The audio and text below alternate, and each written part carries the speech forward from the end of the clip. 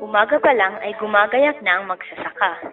Maganda ang sikat ng araw, tamang-tama sa kanyang napipintong paghahasik. Ang pagtatanim ay lubos niyang ikinaliligaya, nakalagay sa sako at sunog niya sa kanyang likuran ang mga butil o binhi na ihahasik. Sa kanyang paglalakad patungo sa matabang lupa kung saan magtatanim, may ilang binhi na nahulog mula sa sako. Nalaglag ang mga binhing ito sa tabi ng daan. Nakapanghihinayang, hindi na pakinabangan ang mga butil na ito sapagkat tinuka lamang ng mga ibon. May ilang binhi ring nalaglag sa batuhan sapagkat manipis ang lupa doon. Sumibaw kaagad ang binhing iyon, ngunit nang mapabilad sa matinding sikat ng araw ay natuyo. Palibhasa'y walang gaanong ugat.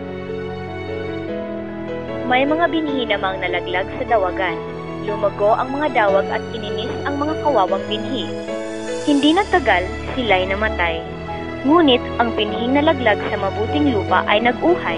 May tig 100, may tig 60, at may tig 30 butil ang bawat uhay. Ang mga binhing na ihasik sa matabang lupa ang siyang napakinabangan at napakain sa marami.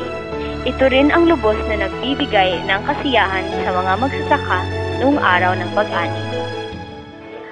Ano nga ba ang mensahe ng parabolang ito? Hindi lahat ng nakikinig sa salita ng Diyos ay magbubunga. Isa itong pagbibigay babala sa ating lahat upang siyasatin natin ang ating mga sarili at ang ating mga puso.